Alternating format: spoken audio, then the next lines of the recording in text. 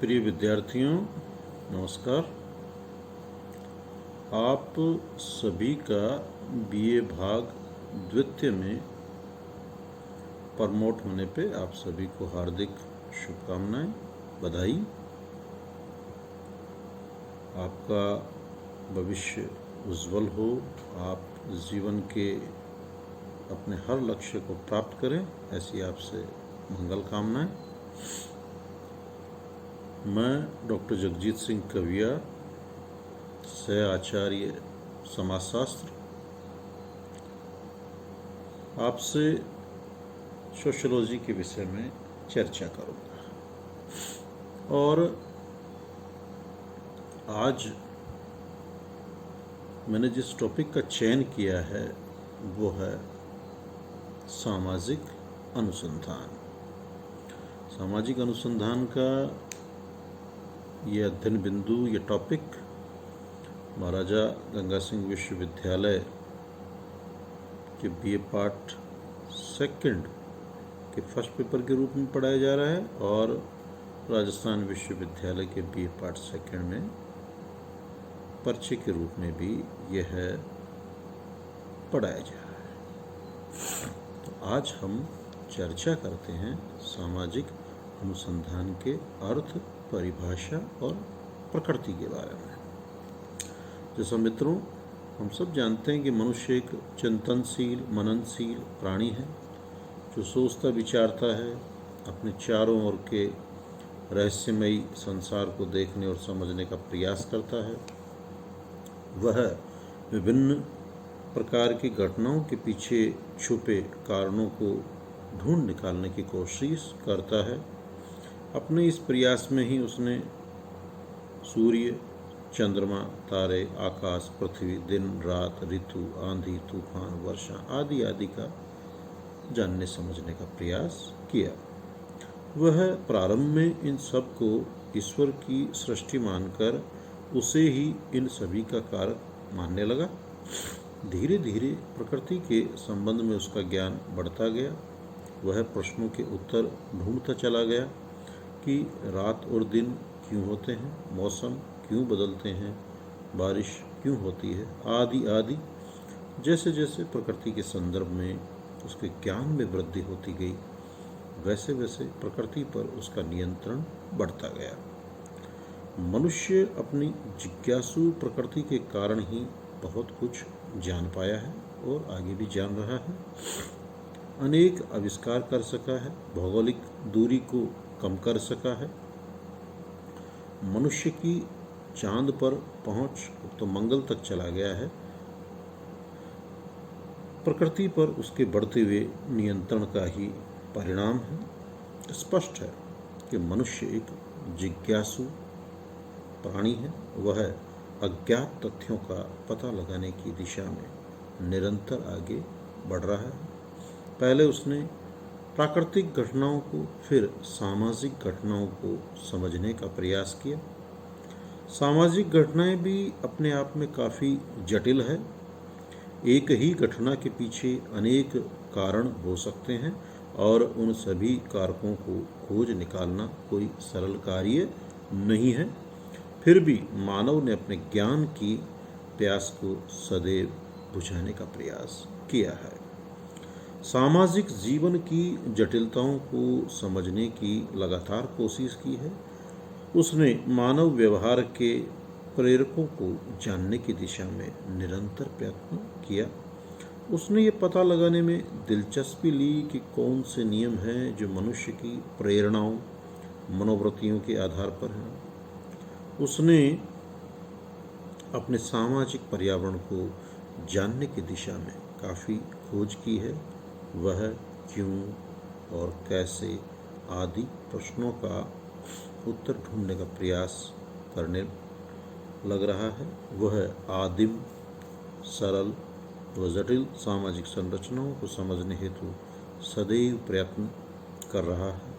उसने ये जानने की कोशिश की है कि एक समाज और दूसरे समाज के रीति रिवाजों, विश्वासों, मान्यताओं, परंपराओं, संस्थाओं व संस्कृतियों में अंतर क्यों पाए जाते हैं। किसी समाज में अपराध बाल अपराध, श्वेत वस्त्र अपराध अन्य समाजों की तुलना में कम या अधिक क्यों होते हैं? अलग अलग समाजों में विवाह एवं परिवार के भिन्न भिन्न रूप देखने को क्यों मिलते हैं? धर्म किस प्रकार आर्थिक विकास में योगदान देता है और किस प्रकार से बाधा पहुंचाता है? किन समाजों में प्राथमिक और किन में द्वितीयक समूहों की प्रधानता पाई जाती है और क्यों पाई जाती है, और इनका सामाजिक जीवन पर क्या प्रभाव पड़ता है? संघर्ष क्यों होते हैं? इनके पीछे मूलभूत कारण क्या है? पारिवारिक और सामुदायिक विघटन के लिए कौन से कारक उत्तरदायी है? आदि आदि प्रश्नों की खोज में मनुष्य निरंतर लगा रहता है। इस प्रकार के अनेक प्रश्नों का उत्तर देने का मनुष्य ने अपने खोज मूलक प्रवृत्ति के आधार पर सदैव प्रयत्न किया है। कार्य कारण संबंधों को जानने की कोशिश की है। कहने का तात्पर्य यह है कि मनुष्य ने प्राकृतिक दशाओं तथा सामाजिक जटिलताओं को स्पष्ट करने का सदैव प्रयास किया है। साथ ही उसने प्राप्त ज्ञान की सत्यता का पता लगाने की कोशिश भी की है। उसने विभिन्न घटनाओं के संबंध में वैज्ञानिक विधि को काम में लेते हुए कार्य कारण संबंध ढूंढने का प्रयास किया है। नए सिद्धांतों का निर्माण किया है। पुराने सिद्धांतों की सत्यता की जांच नवीन परिप्रेक्ष्य में की है। यही शोध या अनुसंधान है। जब सामाजिक क्षेत्र में प्रश्नों के उत्तर खोजने का क्रमबद्ध एवं व्यवस्थित प्रयास किया जाता है तो उसे सामाजिक अनुसंधान या सामाजिक शोध, अन्वेषण या गवेषणा या खोज का नाम दिया जाता है। अब हम बात करेंगे अनुसंधान का अर्थ और परिभाषा की। मनुष्य ने प्रारंभ में काल्पनिक या दार्शनिक आधार पर घटनाओं का विश्लेषण किया। उसने ईश्वर या अलौकिक शक्ति को सभी प्रकार की घटनाओं का स्रोत माना। पूर्व में उसके ज्ञान का आधार अंतःप्रज्ञा, परंपरा, व्यक्तिक अनुभव तथा प्रयत्न एवं भूल, ट्रायल एंड एरर की विधियां रही। इस प्रकार से प्राप्त ज्ञान में विश्वसनीयता एवं प्रामाणिकता का अभाव था। आज व्यक्ति इस स्थिति में आगे बढ़ा है और अब वह उसी घटना पर विश्वास करने लगा है जिसे वह नेत्रों से देख सके, स्पर्श द्वारा अनुभव कर सके या कानों द्वारा सुन सके। अर्थात अब वह तार्किक ढंग से घटनाओं को समझने और वास्तविकता का पता लगाने लगा है।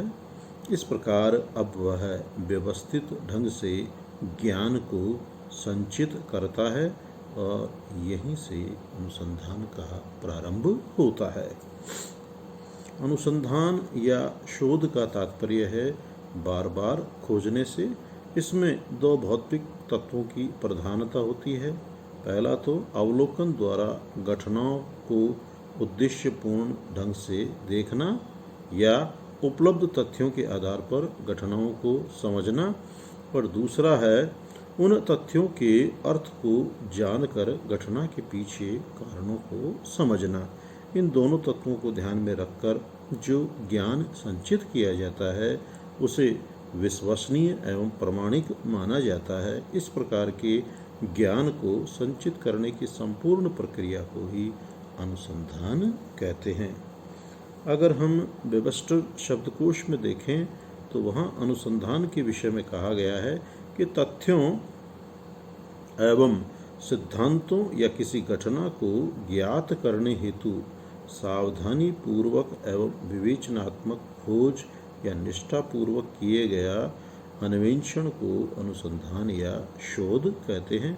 अगर दूसरे शब्दों में कहें तो जब नवीन ज्ञान की प्राप्ति तथा विद्यमान ज्ञान में संशोधन, परिवर्धन या परिमार्जन के उद्देश्य से कोई व्यवस्थित प्रयास किए जाते हैं तो उसे अनुसंधान या शोध कहते हैं।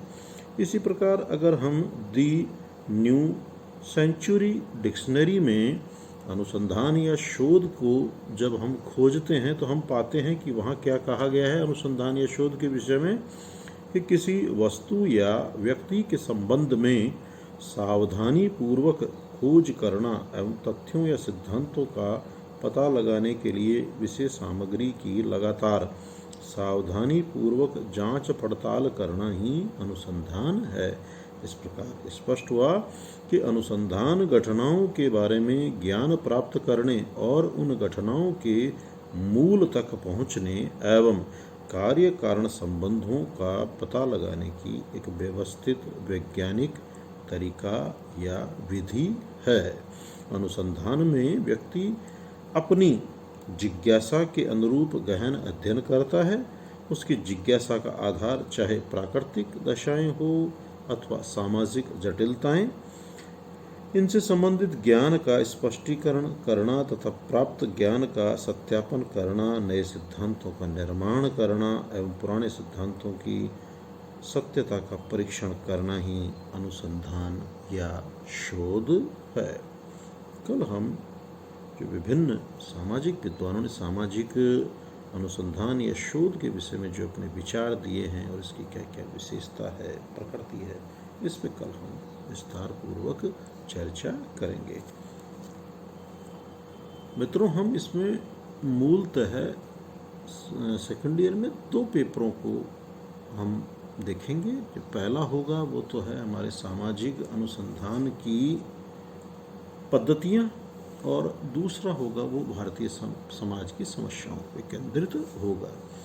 फर्स्ट पेपर है, ये थोड़ा सा आपको प्रारंभ में मैं कठिन तो नहीं कहूँगा, लेकिन थोड़ा सा आपको धारा से थोड़ा सा हट के सोचना समझने के लिए बाध्य करेगा, क्योंकि ये रिसर्च मेथडोलॉजी है कि हम सोशियोलॉजी में किस प्रकार से रिसर्च का कार्य करते हैं, अनुसंधान का कार्य करते हैं, किस प्रकार से नवीन ज्ञान का सृजन होता है और अनुसंधान की क्या पद्धतियाँ होती है, अनुसंधान में किन किन चरणों से हमें गुजरना पड़ता है, इनके विषय में हम विस्तार पूर्वक इसमें जानने समझने का प्रयास करेंगे।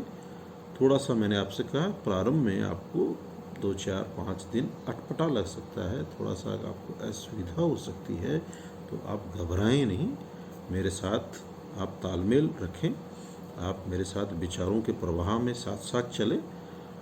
2, 4, 5 दिन बाद में आपको बड़ा आनंद आने लगेगा जब मैं आपसे इस अनुसंधान के और अन्य चरणों के बारे में, इसकी और अन्य पद्धतियों के बारे में बात करूँगा। इसमें आपका एक पढ़ा हुआ एक टॉपिक और आएगा जो बहुत ही स्कोरिंग है। इसमें हम मीन मोड मीडियन की भी चर्चा करेंगे अंत में, जो आपने 10वीं कक्षा में और अपनी और अन्य कक्षाओं में इसको आप पढ़ के आए हैं। यानी कहने का अर्थ इसमें न्यूमेरिकल का भी सवाल, एक न्यूमेरिकल का भी एक पोर्शन है, बहुत स्कोरिंग है। पेपर जितना हमें देखने में रूखा सूखा लगता है उतना ही ये स्कोरिंग भी है। और इसी को अप्लाई करते हुए हम सेकंड पेपर में चलते हैं, जहां हम भारतीय समाज की समस्याओं के संदर्भ में विस्तार पूर्वक चर्चा करेंगे। मुझे पूर्ण आशा और विश्वास है आप स्वस्थ हैं, प्रसन्नचित्त हैं, अध्ययन अध्यापन कर रहे हैं और जीवन के अपने लक्ष्यों को अब बना रहे हैं और उनकी पूर्ति के लिए निश्चित रूप से आप अब अपने साधनों को भी जुटा रहे हैं, यानी अध्ययन अध्यापन कर रहे हैं। अभी पिछले दिनों RS के रिजल्ट आए, और भी रिजल्ट्स आ रहे हैं, तो आपके मन में अवश्य इन सामाजिक परिवेश को देख के अपना कुछ लक्ष्य अब आप लोगों ने भी निर्धारित किया होगा। आप जीवन की ऊंचाइयों को छुएं, स्वस्थ रहें, प्रसन्नचित्त रहें। इन्हीं शुभकामनाओं के साथ धन्यवाद।